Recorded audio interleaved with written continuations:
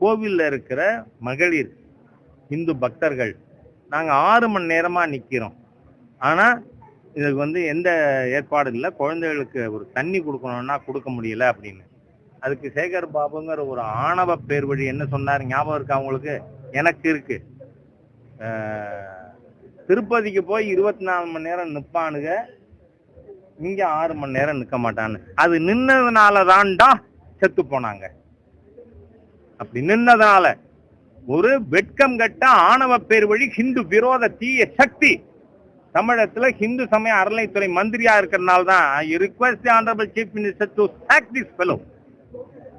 சேகர் பாபுவை பதவி நீக்கம் செய்யாம ஹிந்து பக்தர்களுக்கு விடிவு கிடையாது அப்படிங்கறத நிரூபிச்சிருக்குது. அதுக்கு அடுத்ததா ராமேஸ்வரத்துல அதே மாதிரி கூட்டத்துல இதுல லைன்ல நின்னப்போ மாரடைப்பு இறந்து போயிருக்காரு. சரி, அதே மாதிரி தஞ்சாவூர்ல நேற்றைய தினம். ஆக தொடர்ந்து தினந்தோறும் எனக்கு என்ன தோணுது, இந்த ஆட்சிக்கு மிகப்பெரிய ஆபத்தை ஆண்டவன் முடிவு செய்து விட்டான். அதனாலதான் ஆண்டவன் புண்ணிய ஸ்தலங்களிலே தினந்தோறும் ஒரு உயிர் இழப்பு ஏற்பட்டு கொண்டு இருக்கிறது. அதை சகோதரி துர்கா ஸ்டாலின் அவர்கள் எத்தனை கோவிலுக்கு போனாலும் அதை இனிமே சரி செய்ய முடியாதுன்னு எனக்கு தோணுது. அது ஒரு 7 நாட்டு சனிமா. அந்த சனிக்கெல்லாம் பதில் சொல்லமா சொல்லு. இனத்தால், மொழியால், மதத்தால் மக்களை நேரடியாக பிரிக்கின்ற ஒரு மதவாத சக்தி அவர்.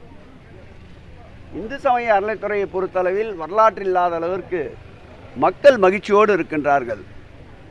2700 கோயில்கள் இன்றைக்கு குடமுழுக்கை தாண்டி இருக்கின்றது. எதிர்பாராமல் நடந்த சம்பவம் திருச்செந்தூரிலே அவருடைய மனைவியே முதல் ஸ்டேட்மெண்ட்டில் அவர் ஏற்கனவே வீசிங் ப்ராப்ளத்தோடு இருப்பவர், அவ்வப்போது மூச்சுத்திணறல் ஏற்படுவது அவருக்கு தொடர்ந்து நடைபெறுகிறது என்று கூறியிருக்கின்றார். சங்கிகள் தலையிட்டு அதை திசை திருப்புகிறார்கள்.